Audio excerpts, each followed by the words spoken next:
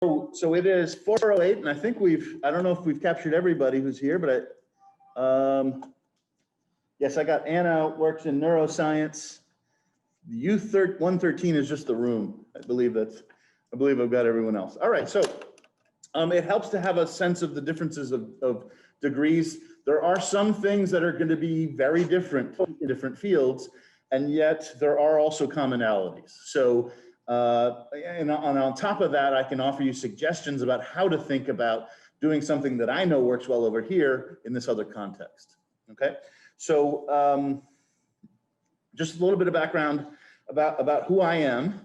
First of all, I'm working with Kayla Powell and with I don't know how many other folks in our call, but a number of people. And I am Eric Weber in the Department of Educational Policy Studies and Evaluation in the College of Education.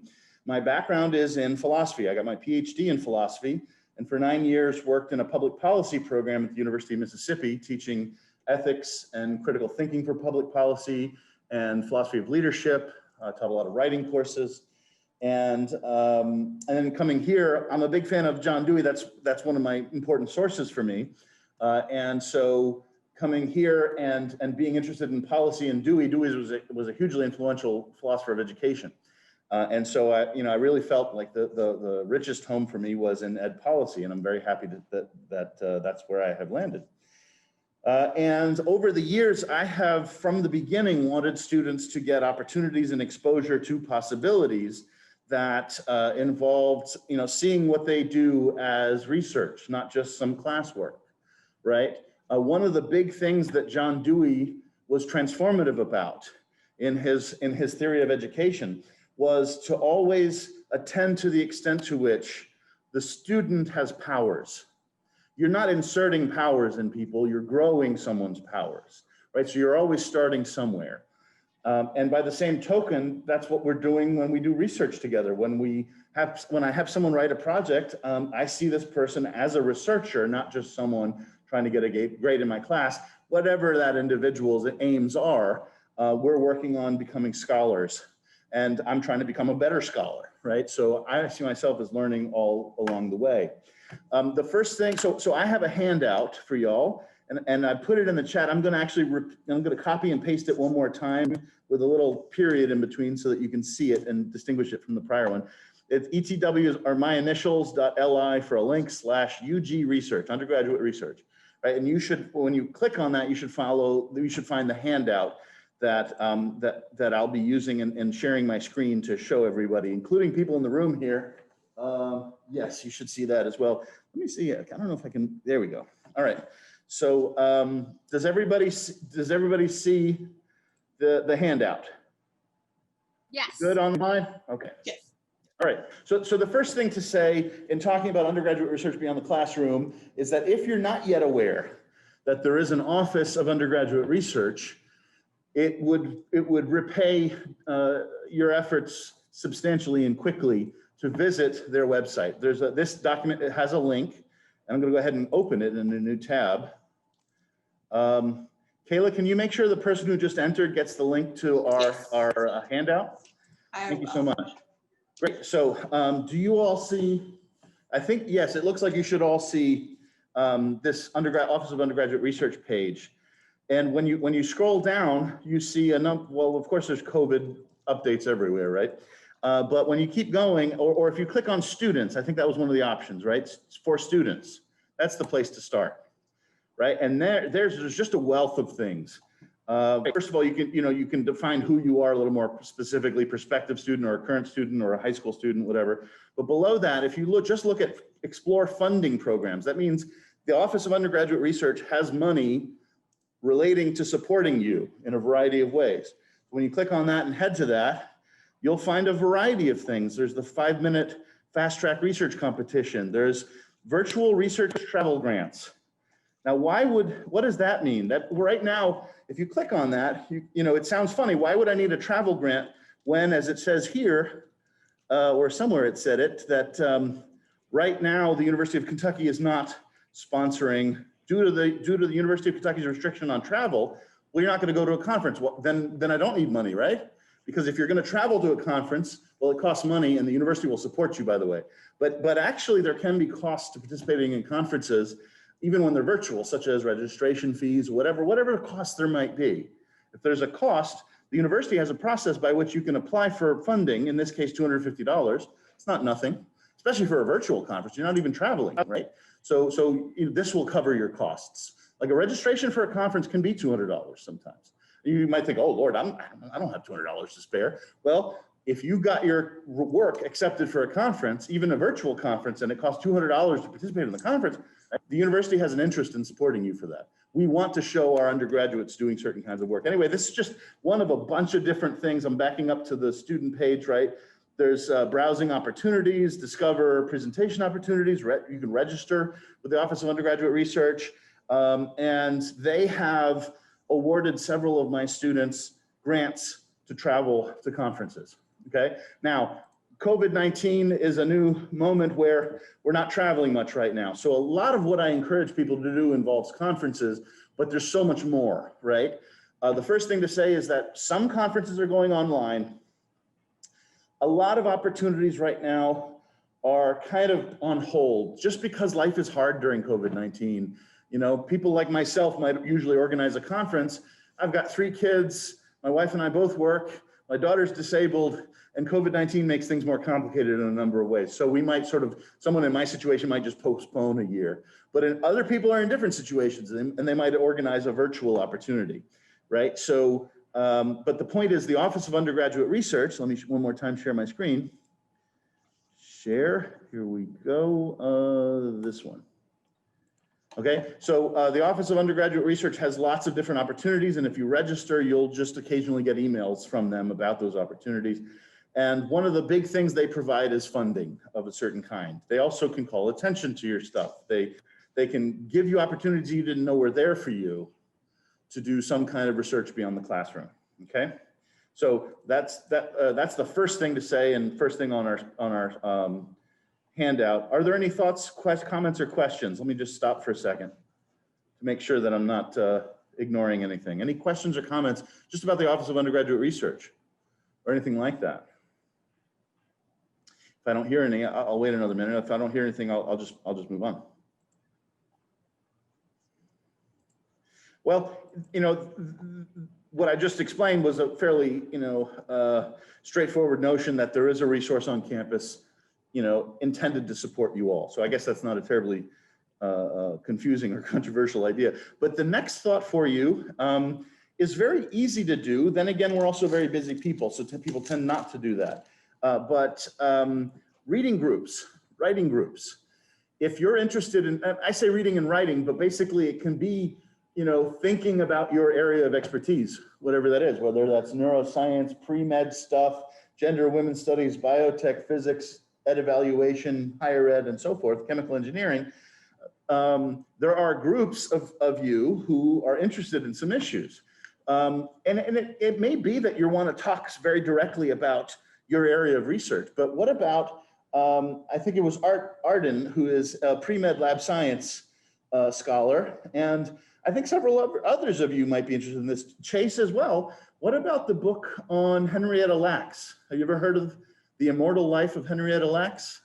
Well, if you've ever done, if you've taken biology courses that involve HeLa cells, the name HeLa comes from Henrietta Lacks, who was a relatively poor African-American woman who had unbelievably powerfully reproducing cells. In other words, cancer, right? And we use those because they are incredibly good reproductions of themselves because they're this crazy aggressive cancer, but that means they're fantastic for controlled study, right? Because you get exactly the same kind of cell a whole bunch of times. And we have made an unbelievable number of reproductions of her cells, and huge amounts of money have gone into grants to study with HeLa cells. And there's a woman behind all this, right? And so there's a beautiful and powerful book worth thinking about if you have any interest in research ethics of any kind, especially medical research ethics, but not only. And one of my areas of interest has to do with research ethics. In fact, in the spring, I'm teaching a graduate course on ethics and educational decision-making. And one of the things we focus on in there is bioethics, because a long time ago, before a lot of other fields, there were all these conflicts about doctors and scientists having done things that hurt people or upset people significantly. And thus, far before some other areas, medical sciences and research on human subjects needed guidelines for how we were going to be ethical, right? And that has actually influenced a lot of other areas in terms of how we think about ethics in those areas of just about any kind of research. Anyway, so it's a fairly simple idea, but if you've never considered making a reading group or a writing group or a chatting group, whatever you want it to be, they're pretty easy. They generally don't cost anything. If you don't have a copy of the book, you can probably get it at the library, right? And if you had an idea, but it would take $100, pitch it to the Honors College. That's what they're here to have some money for you to do cool extra stuff. So, think about how whatever it is you might be excited about getting into, see if you can find a couple of friends, a handful of friends who might want to regularly, maybe even just once a month, every 2 weeks or whatever, get together to talk about that. If you want to get your projects done and you want accountability groups, you can have a writing group. In fact, I run one called Agraphia, which is ironically titled after the notion of writer's block or fear of writing, right? But that actually comes from this book that I recommended in number 2 here, How to Write a Lot. The point isn't that anyone in particular needs to write a lot, but if you want to write and if you have to write a lot of things, well, it helps to have some thoughts from people like this guy, Sylvia, I don't remember his first name. But anyway, there's a link to that in the file. And it's a short book. It's really good. It's about 15 bucks new, but you can get it from the library, I'm sure. And it's very good about helping you to think about the ways in which to be productive and maintain that productivity as a writer, which can really make you stand out. It can make you a better writer too. So community reinforces good habits. And that can be in reading, that can be in writing groups, it can be in conversational groups. For those who are here, I mentioned that I have these stickers. I run the Society of Philosophers in America, and we have a radio show and podcast called Philosophy Bakes Bread. It actually airs on WRFL Lexington here in town. And I bring that up because I run the society called the Society of Philosophers in America. It's philosophersinamerica.com. Not that you need to follow that, but the point is that the purpose of that organization is to build communities of philosophical conversation. Because I'm a philosopher by training, I love doing philosophy. It's not just for philosophers. Philosophy is in every field, really. In a sense, philosophy is the tree from which all the branches of knowledge, have spread. And so I'm interested, philosophy can be interesting to just about any area. And so you could have a writing group, you could have a reading group, or you can have a conversational group. That's what Sophia is about, conversational groups. Ton of fun. And if you're interested, do a search on meetup.com for Lexington Sophia chapter. And we've got a great group of nearly 300 people who follow that, and about 20 at a time come to meetings. It's really fun. Before COVID, now we're going to be meeting online soon, actually. So, but anyway, so I was getting at the idea that, having a reading or a writing group is pretty easy. It's beyond the classroom kind of stuff. Why would you do that? Is a reasonable question. You're busy, you're taking lots of classes. And the simple answer is essentially when you're becoming a scholar, the idea is to identify your passions, right? And the point isn't to do the minimum expectation for your coursework, but this is your opportunity in an amazing place with tremendous resources and smart people to think about what you care about most. So this can be your expression of your interest in the world, of whatever it is. So if you're not interested in this or that, well, then don't make a writing group about it. But if you really are interested in anything in particular, it can be incredibly invigorating to share that passion with others, to get together in those groups. So I strongly recommend that, but it's one way, in other words, to be an intellectual beyond the classroom. That isn't necessarily sort of publishing research, but you are, in some senses, it can be more enriching in a way because you have direct feedback from people and immediately, In some senses, publishing work is participating in a conversation in a Socratic method, right? You just make a proclamation, but there's a back and forth and the sharing of ideas in those sorts of fora. Kayla, someone just joined. Could you make sure that person gets the link, please? Thank you so much. So a third thought for you is actually something that I experienced as an undergraduate. I happen to have been very lucky. I took a class in communications, which was my second major. My first major was philosophy. And a professor of mine who was a communications professor at the time asked me if I might be interested in being an undergraduate research assistant. I never heard of the idea. I'm like, wow, sounds awesome. I had 2 or 3 jobs in college, and I didn't particularly like 1 or 2 of them. So I sort of quit the one I didn't like, and I took on this job working for a professor. And, you know, I don't know, he paid me a certain number of dollars an hour. It wasn't you know, I wasn't going to buy a palace with it, but I had fun. I did research on things I was interested in, he's interested in, and I made some money doing it. Professors, so not every professor is going to be ready to have an idea for a research project for you. To some degree, it takes work to give someone else work. Right? You have to think about it. You have to conceptualize, what can this person do that would be very helpful to me, right? But I'll give you some thoughts about that. Number one, first of all, in terms of practical matters, it is sometimes the case that professors have access to research funds, right? When they have access to research funds, it makes it much more likely that they're going to have thought about the idea of, I could use those to have someone help me with stuff, right? Some professors, for instance, you know, this doesn't sound like research, but it can be. They might have a miserable web presence, and y'all probably know much more than they do about how to change that. And they're professors, so you can help them sort of engage the public about research, and you'd know more about that than anyone else would. So that's one thought. I've had undergraduate students read certain texts and tell me what they understood and didn't understand for a project that's actually about to be published this year. This was many years ago that they did it, but I had these students read a bunch of essays and tell me what they understood and didn't understand, what they liked and what they didn't like. And that really helped me to write introductions for this collection of essays that I can then make sure to explain some things that would then make clear certain points in those chapters that I was including in this collection. Right? It really guided me on how to introduce these material. These are smart, educated readers, which is exactly what I wanted, who may not have expertise in what I'm doing. That's perfect. That's exactly the person I want to read that and tell me what they don't understand. Right? That was great. That was one of the things I did. If you are eligible for federal work study, it turns out that the federal government will pay the bulk of the cost of paying you. And to the professor or the department or whatever, it can cost like $1.25 to hire you. And the federal government pays the other 7 or 8 or whatever it is, right? So it can be very cheap for a professor or a university or a department to hire federal work study students. Now that may not be y'all, but that's okay. There's other alternatives.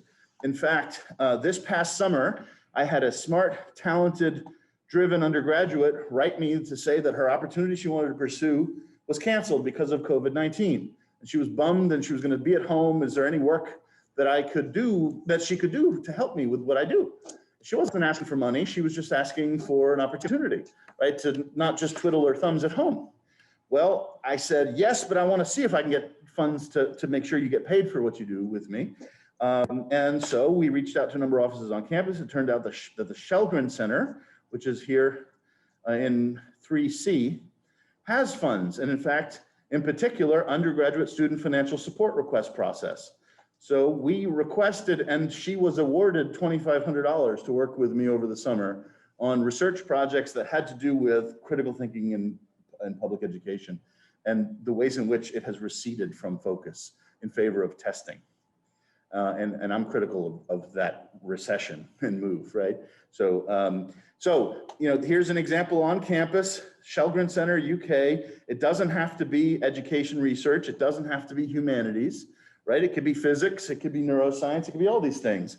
Like, you know, if you say to your professor, hey, I'd love to work with you on research and you know, is there any chance you have resources? If they say no, you say, you know what, I've heard about this opportunity where I could apply and possibly get funding to work with you.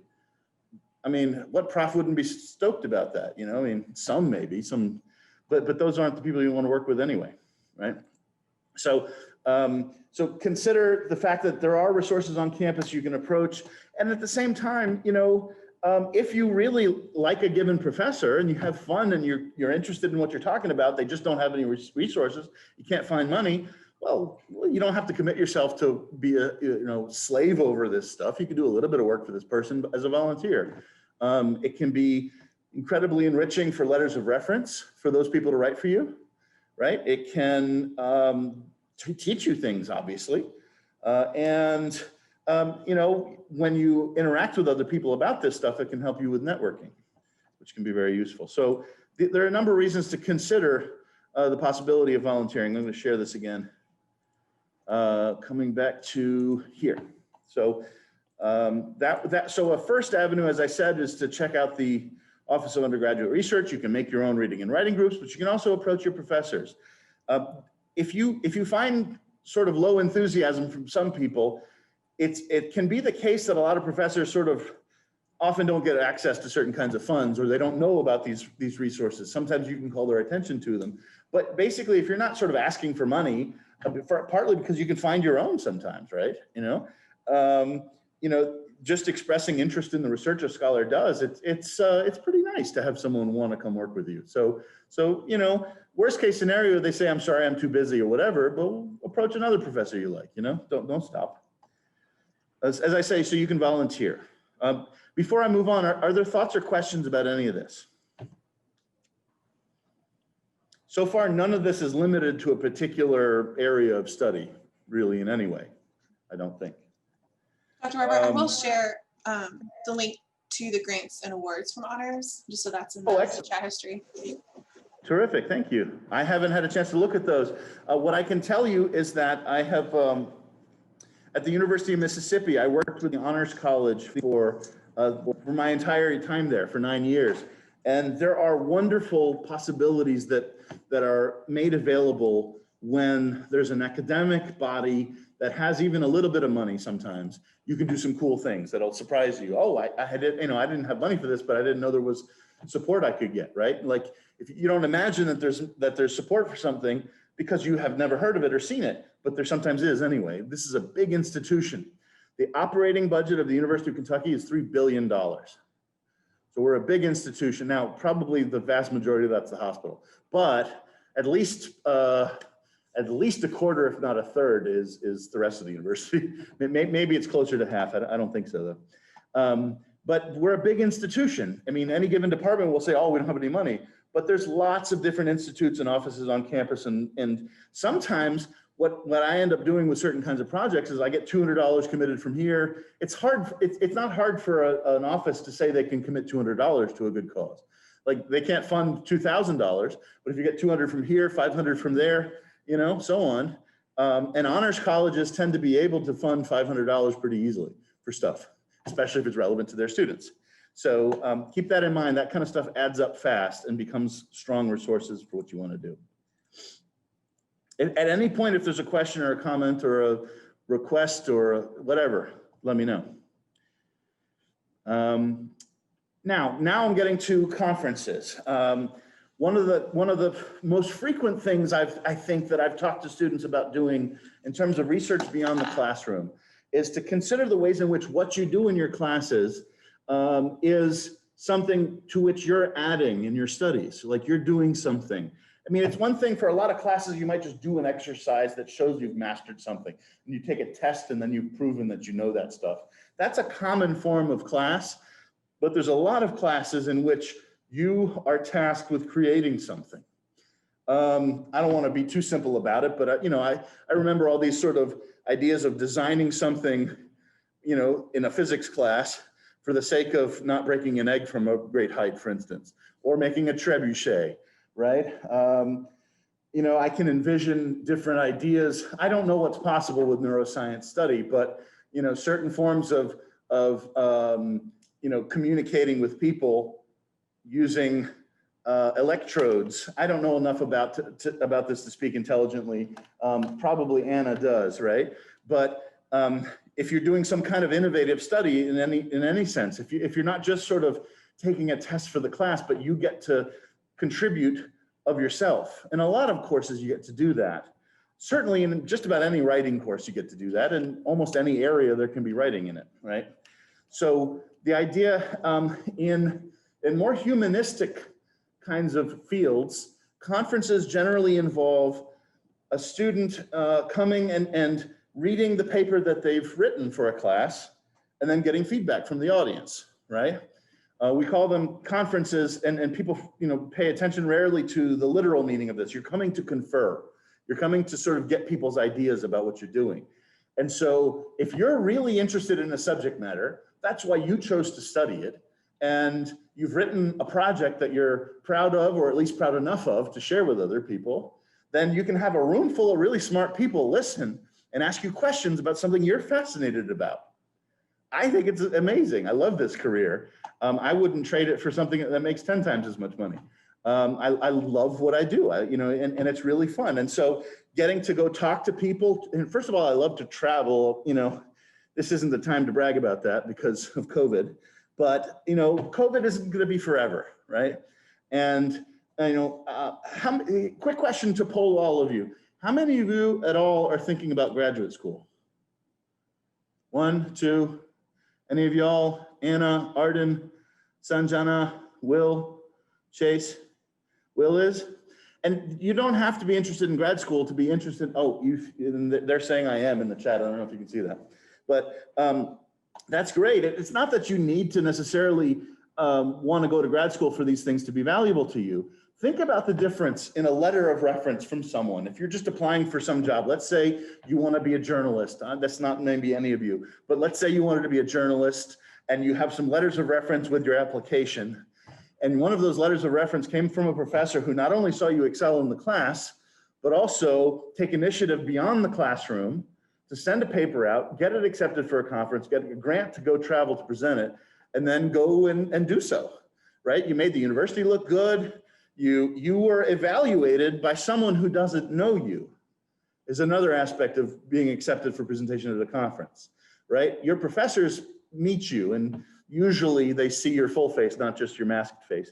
But like people get to know you, and a measure of the quality of work that has become essential in the sciences writ large, the big S sciences, all sciences, is the notion of blind peer review. The idea is, I don't know who this is, I'm just reading the ideas. And when you do that and you don't know who the author is, you're going to be most objective in giving your thoughts about it, right? You're least influenced by the who, right? And therefore, when a student of mine has taken an initiative to go beyond the classroom, I can talk about this person's initiative in a job reference letter. That can really make you stand out. And it doesn't even have to be just in the job reference letter. It'll be on your resume. When you get into the academic world, eventually you call it a curriculum vitae, but that doesn't matter. The point is, these kinds of contributions will go into your record. They will be part of what you've contributed, and thus you should, feel proud to share. You can feel proud to share that information with folks. So let me come back to the handout again. Okay, so in the before times, this is my way I talk about COVID-19. There are all kinds of undergraduate conferences. It may be that many of them have been canceled for the moment. Some things are happening still, but online, right? So what I encourage you to do is to start by asking your professors. They may all tell you, oh, in COVID, I don't know what's going on, right? And that's fair. But if you do a little digging, you could ask them, what are societies in my field that get together regularly with cool conferences? And as you can emphasize, especially with undergraduates, if they've not thought about this much before, they may not have many in the way of answers for you, but Google has an awful lot for you. There are tons of what are called CFPs, calls for papers, right? And sometimes you don't even, I was saying that there's a difference between the humanities and some other fields. In the humanities, they generally want a paper. In a lot of fields, what they have people present are posters in which you've written something, you did this experiment, right? In physics, it can involve light and lasers. I remember some pretty, cool looking stuff some of my colleagues were doing and able to show. With philosophy, we've got pens and paper and conversation. It's a little less photogenic sometimes. But the idea is that you can give a poster. And what would you do is effectively you can share your screen on Zoom and talk through it, right? And say, here's my poster presentation on this, and then people, give you feedback. So different conferences will have different norms. They may call it a call for posters or call for proposals, they might call it a request for proposals. So it could be an RFP. That's usually the language used for grants is RFPs, but occasionally conferences use the language of RFP. But conferences usually call for papers or proposals, call for proposals, and a proposal could be for a poster. So again, ask your professors, if they don't know of an undergraduate conference, ask them about which are the important societies for the study of physics, for neuroscience, for biotech and so forth, gender and women's studies. Which are the important societies that you think I should follow or get to know about, right? I mean, just about all of you said you're interested in graduate school, and therefore those societies are your circle in this professional academic world. And frankly, they're actually really small if you think about it. Ed researchers, there's an awful lot of them. Because there's K-12, there's college, there's community college, there's so many, right? But in philosophy, there's only about 12,000 philosophers in America, professional philosophers. That may sound like a lot, but at any given conference, there's only a couple hundred people, you know? And when you go to them regularly, you start to know everybody kind of thing. It's a small world. But you know, in times of COVID-19, you can do searches on those societies that your professors talk about. If they don't have any in-person conferences, which they probably won't right now, they may have virtual conferences. Again, do a search on, quote, undergraduate conference, and then call for papers and your area of study, right? And sometimes you should try a couple of different areas and you might find, wow, look at this cool society, right? There's a conference that I've had there's a bunch of conferences that I've had a lot of students go to with their work. One thing to say about this, I already mentioned that there's money to support this stuff, right? So that's what this 4D is about. If you click on the link, what do you get? This is that Office of Undergraduate Research and their virtual travel grants. We've already explored this. Let's see. So let me stop for a second. Are there questions at this point? Have any of you tried to submit a paper to a conference before?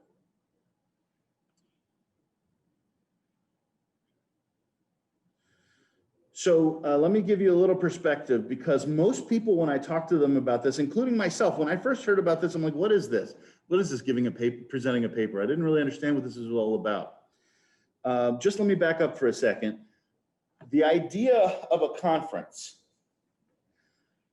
is based essentially on the norm of Socratic dialogue, where conversation back and forth is valuable for enhancing your ideas.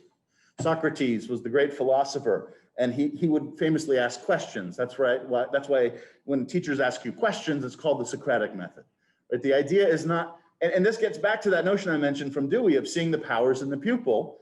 When you ask questions, the answers come out of others, right? Rather than lecturing. The Socratic method tries to tease out from others, you know, the truth. And when you give a paper at a conference, well, you have ideas about a certain subject and you give your best go at making your claim about whatever it is in whichever field. And then other people there listen and they think about what you've said. And they've all got these different perspectives and they give you enriching feedback. Sometimes they might be jerks, but for the most part, people are there because they're interested, right? And when people are jerks, you know, look, there's jerks in all aspects of life. Don't let that stop your goals, right? If a jerk has nothing meaningful to say, we'll just say, boy, that wasn't very nice, but I'm not sure what to do with that. Thanks anyway, right? And if someone does have something useful in what they're saying, they're just giving you mean feedback, try to separate the delivery from the substance, because the delivery was nasty, but the substance actually gave you something useful. And when you can be able to make that distinction, that is crucial, I think, for succeeding in academia. Because the fundamental piece of advice I got early on was that if you can take criticism well, you can go far. It's all about being able to take criticism well, because you will inevitably, if you put yourself out there, get criticism. And the key is to learn from it. And in fact, to value it. People think that they don't like criticism, and it's not fun to be criticized in some ways. But if you want your paper to be better, there is no better way than to have people criticize your ideas. And I don't mean be mean, I mean to give you thoughts to consider and to suggest other ways of thinking, okay? So conferences also are a ton of fun. And so I'm not making it sound that way at the moment, but they really are. You go and you have a lot of fun. Everybody's nervous about giving their own presentation, not just you, right? Everybody is. And yet at the same time, you can get really enriching ideas that then you come back to your paper after the conference and you revise your paper to strengthen it based on what you heard. And then you send that to a journal and your chances of getting published are much better because your paper's better, right? And so that's essentially the key to presenting at conferences. The reason why you present at conferences, to make your work better so that you can then, well, making your work better, what does that do? It makes it more likely to sort of make the next step, the next phase of achievement, publishing, right? And publishing is where you don't just sort of suggest your ideas, you're actually giving your best go at contributing to the debate in a way that is lasting. A conference presentation, unless you record it, which is for yourself, doesn't sort of go beyond that conference presentation other than your thinking, right? But whereas a publication ends up in 1,000 libraries, right, around the world, or 2,000 libraries or more, right? So presenting at conferences is a lot of fun. COVID-19 makes that complicated but possible. I wouldn't focus on any one aspect of what's in the basket. I would also consider that a year from now, I think the world's going to be a little different. I wouldn't be too surprised if we can imagine traveling a little bit anyway in the fall of 2021, excuse me. So we're going back to that. And for now anyway, getting good with virtual conferences is a great way to go. And it costs less and it costs the environment less. So, okay. Questions, comments, thoughts? Anything, or should we move on? Okay, hearing none. Feel free to interrupt at any moment. Okay, so next, this notion of your research beyond the classroom can have many meanings. One of them would involve talking to the public about research, right? So I was writing a book in Mississippi on a democratic theory of leadership.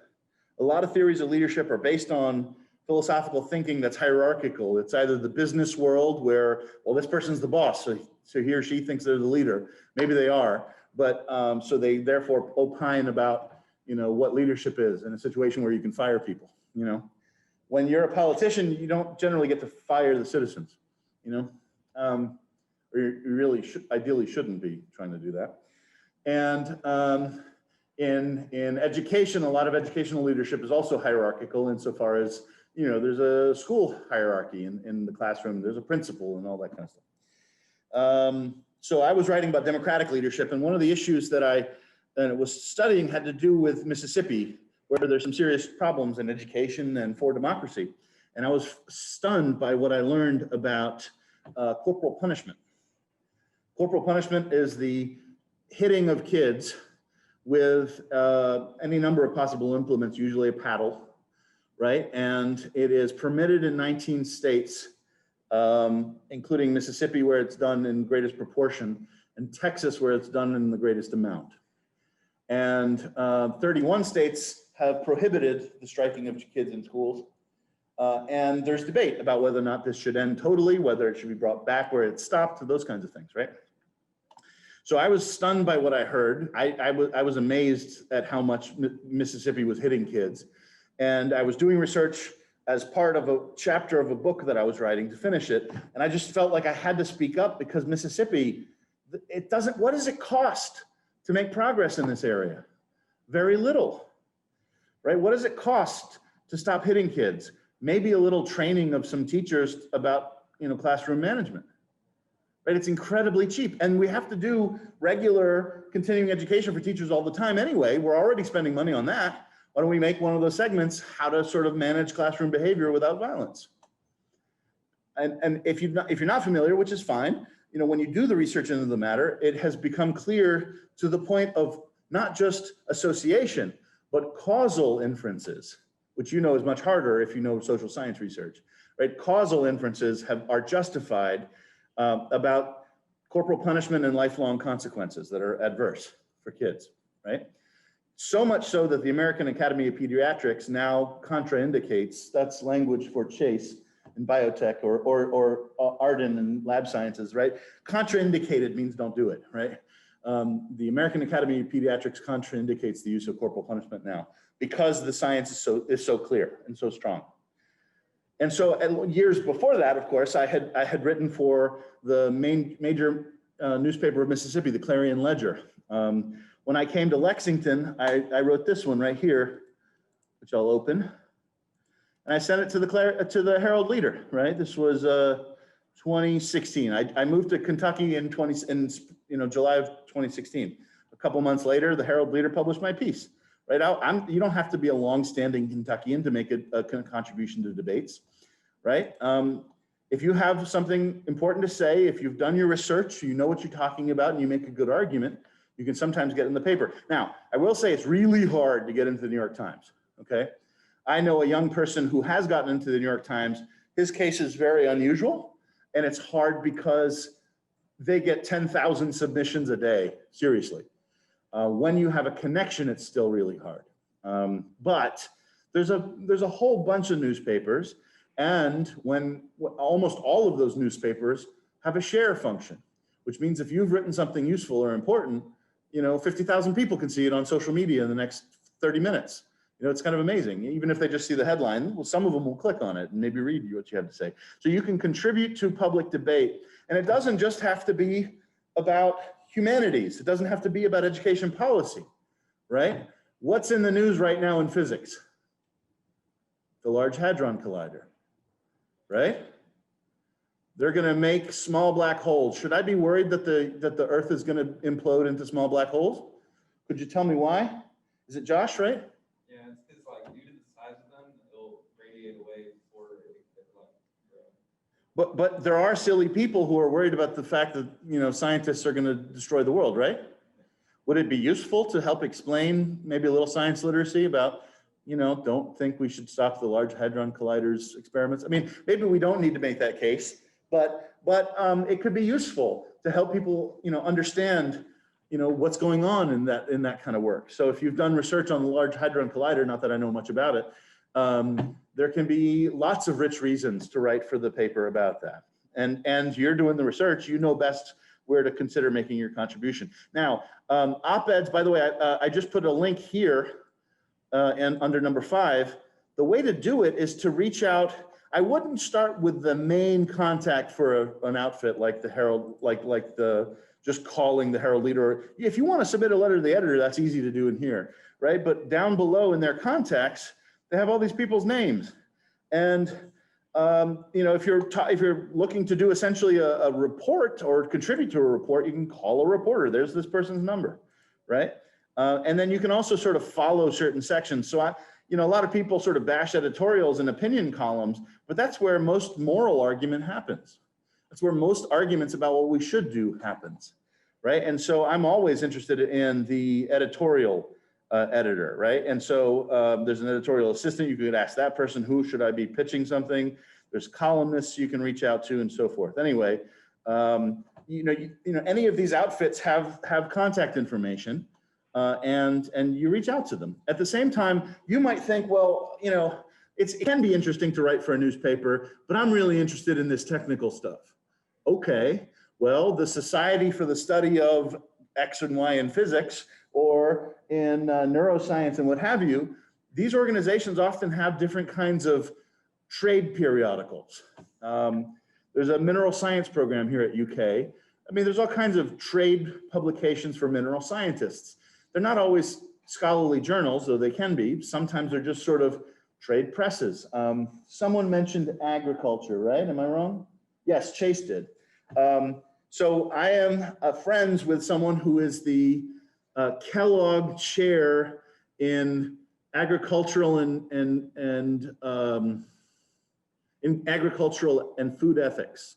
Is his chair at Michigan State University. He's got a really cool job. He's a philosopher like me. He studies ethics, but he's constantly engaged in trade journals about agriculture, about farmers and cows and pigs. It sounds funny to some people, but there's, we all eat lots of stuff and it comes from somewhere, and it's a big industry, and there's trade journals and outfits. And if you don't think that you want to write for the paper, you might do a little exploring of where might a white paper that I'd write, which is sort of a scholarly paper written for the public, or a commentary of some kind for a trade journal, where could I put that?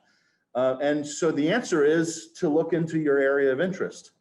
A little thing I haven't put in this document, by the way, but I'm going to mention it to you, is called the Writers Market Press. That is every year another issue of that comes out. It's a big volume. It costs about 25 bucks to buy it, but you can get it at the library too. And it tells you about all these opportunities to do writing of an incredible variety of kinds. So only a few of them in any given volume are going to be of relevance to you. But if you hadn't heard of those, that'll open up opportunities for writing for you. And often it'll tell you whether or not they pay you to do the writing for them. This is something that a lot of people don't think about. Writing, very often, you don't have to be a journalism major to think writing should be your profession. You could be in any profession and think intelligently about it and have something useful to contribute, right? So you can look at Writers Market Press. I mean, if you get to that stage and you want to write a book for the general public, well, you need an agent. Writers Market puts out a guide to literary agents every year. It's basically a phone book of literary agents. So, you know, and they answer. You know, I've reached out to them. I've got a guy ready to represent me for one of my next books. If you've got a project that they think are salient, then you might have a contract for a book. You know. All right. Questions or comments? We can talk about journal publications as well as an avenue for research beyond the classroom. We're about to wrap up. I'm almost at 5 o'clock. Let's see. So journals and publications, lots of undergraduates, you know, have never imagined this basically, right? But the papers you write for classes, when you write papers, or that experiment you did for your science class that where you could make a poster for it and you got data to present and so forth, and you've done an analysis about it. You know, that's not my area, but I see this, you know, however you sort of collect your research. There are outfits that publish that. The key is to, and a lot of professors who aren't used to sort of enabling students in their undergraduate research may not know what to tell you, right? But they know some societies that are important societies. And at the same time, Google is very empowering. You can do your own searching on words like undergraduate journal. The issue is that a professional journal is just really hard to get published in. A lot of journals have acceptance rates in the 5 to 10 to 15% kind of thing, you know. A few of them have bigger acceptance rates, but then they have less quality control, right? It could just be incredibly hard to get into some of those. And graduate student journals are also hard to get into, but you can get into those. And then there's undergraduate journals. All of them are useful and valuable and interesting. And one of my undergraduate students presented her paper at a conference, and they encouraged her to submit it for subsequent review for a journal called Acta Cogitada, okay? And Christine Dickinson, who was my student at the University of Mississippi, published her paper from my class, America's Schools, Separate and Unequal. You know, we usually think about separate but equal as the way people talked about segregation, and we undid that, right? Well, we're more segregated today than we were before in so many ways. And this is part of what she was getting at and talking about the norms that ought to be driving what we do today. And so this was the paper she wrote for my class, right? And I'm not going to go through it, but the point is, here's an example, you know, of a very strong research paper written for a class that she presented at a conference and then published. You can do it too. That student, by the way, is a go-getter. She was an honor student at the University of Mississippi. She worked in Michelle Obama's office and for Think Progress, which was an outfit of the Center for American Progress. So she's on the liberal side of politics, but that's irrelevant to you. There's the Heritage Foundation on the right? There's all kinds of institutes and you know, different administrations you can work for. Not that you have to do that, but she was a very impressive person. She wrote a great paper for my class, got it accepted, you know, presented it at a conference, got it published, and she's presently in graduate school pursuing her PhD in education at Vanderbilt, right? She's talented, and I am sure that these kinds of experiences and lines on her resume made her stand out, right? Which is getting me to my last point. So how do you do this? The answer is you look for outfits that target people like you, right? Look for undergraduate journals, not just to publish there. Look for undergraduate journals to see what other people are your age are interested in, right, at your stage in education.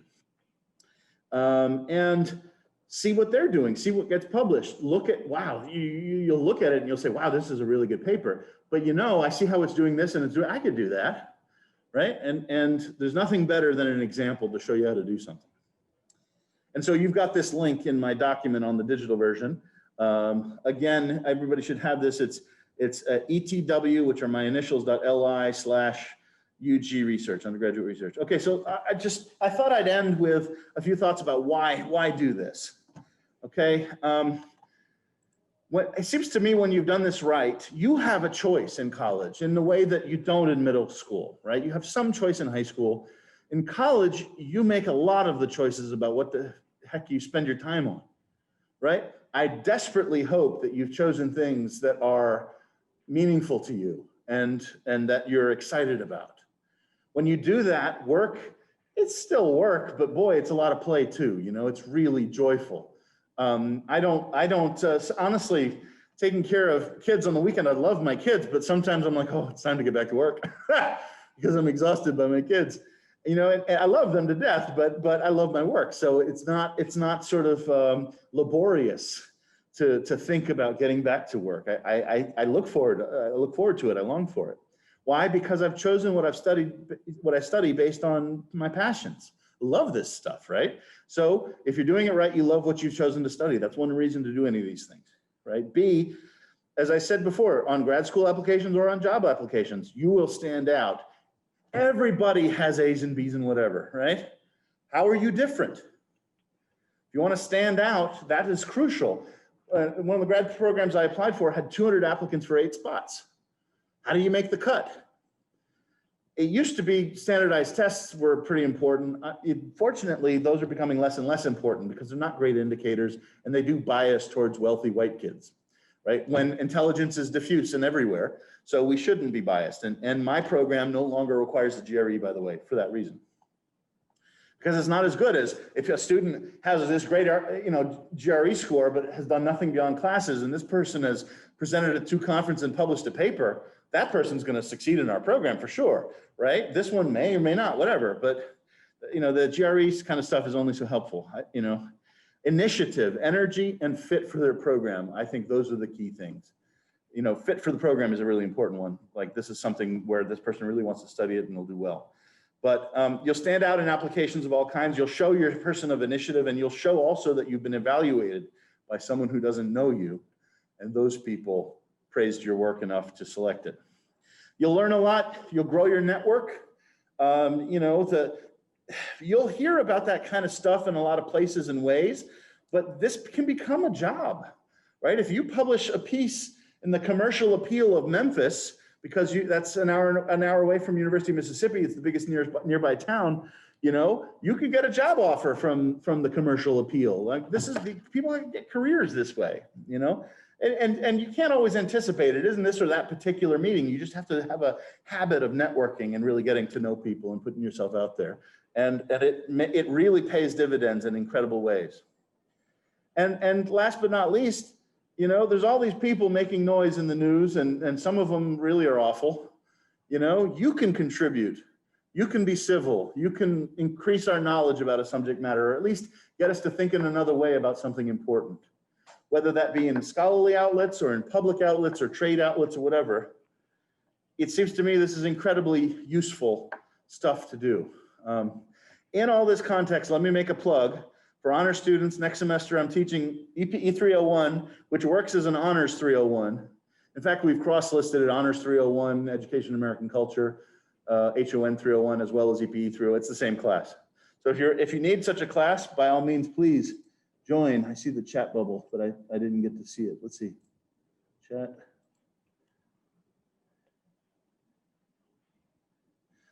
Yes. So I don't know if you saw that, but maybe no, you did. So someone asked, do you have any advice? That's an excellent question. Let me remove this here. But do consider joining my class, and here's some links if you want to connect with me on Facebook and on Twitter. So someone asked a very, very good question. I hope it's okay. This person wrote me privately, but so I won't name the person. But someone wrote privately and asked, any suggestions for people interested in research but concerned about time commitments? I actually was about to put another spot on this slide. It's not a slide, it's a Word document. I was going to put another entry, but there was a lot of stuff, and it's 5:02. But it's a terrific question. The thing I was going to put in and omitted was the name of a book that sounds cheesy, but is truly excellent. It's called Getting Things Done. Getting Things Done by Allen, A-L-L-E-N. And the subtitle of the book is The Art of Stress-Free Productivity. I am thoroughly convinced about the serious meaningfulness of that promise. It's remarkable how much better each week goes when I practice what that book preaches about how to plan your work such that you are productive and minimize stress. Essentially, the hard part is the setup. What this guy Allen writes is that the first thing you have to do is essentially go through everything you've got to do, essentially making a catalog. And that's the really, really hard part. But you do that once on a weekend, or you got a big break between fall and spring semesters. Take a little time between fall and spring semesters and write down everything you've got to do. And then go back to that and subdivide each of these things into all the little steps involved in those things. That does take a significant amount of time. But what you're going to find on that list of, I don't know, between 10 and 300 things, right? You're going to find 50 of them that would each take 2 minutes. So in 100 minutes, less than 2 hours, you can take care of 50 things quickly that were on your mind and bothering you, that you were worried about forgetting. Fundamentally, what he says is our stress comes from worry about forgetting what we need to do. And honestly, I think that's where I stress the most, is worrying that I'm going to forget what I need to do. If you write it all down, though, and take care of all the 2-minute things, everything else can't be done now, but those 50 things can in under 2 hours. If it's 15 things and each take 2 minutes, it's 30 minutes, whatever. The point is, in 30 minutes or 2 hours, you've just achieved a whole lot, each of which takes 2 minutes. Everything else takes more time than that. And those things you're just going to have to schedule, right? And so what you do is you look at your week and you find times in which you're going to commit to doing this part of that project, this part of that project, and you can know what's on fire and so forth. And when you lay things out like that, all of a sudden, I'm far less stressed than I used to be. And I like to think that I'm pretty darn productive. I've written something like 30 articles and 5 books, and it's not because I'm special. I'm following a method. I mean, you could do this. And the thing we tend to do is to give away our time when someone says, "Hey, you want to do this?" or "Hey, can you help me with this?" And it sometimes takes people to remember and remind themselves it's okay to say, "I can't do that right now, but I can help you at this time." Right? Especially with our writing, scholars tend to give away our research time, right? Because something's on fire in our life, and we move to do that instead, So the key that this book talks about is committing, and that other book I mentioned as well, right, How to Write a Lot, talks about how research time can be done kind of whenever sometimes. Therefore, it's always the thing that's easiest to move, right? But when you commit to doing it, if you make that a commitment, then you have to tell people no. Or you have to find the equivalent time when you're going to do it right away as you make that new commitment, right? And if that's hard, then you have to say no, right? Unless it's, family more important, whatever. So I realize I'm over time, but I thought a very good question. I hope that's helpful. It's a really good book. It's cheap. You can listen to it on Audible, or you can get it from the library, I'm sure.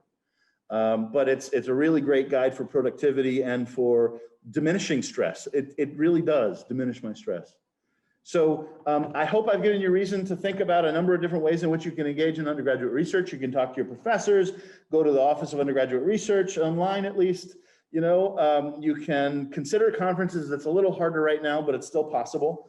You can write for the public, you can try journals, and there's a lot of reasons why you should consider doing these things. There is money for it. You're quite welcome, by the way, and thank you all for coming. I'd love to hear any comments or questions or thoughts you have, but you may also have to be elsewhere soon, so either way is fine. Okay? Appreciate you coming. Thank you for your time. My pleasure.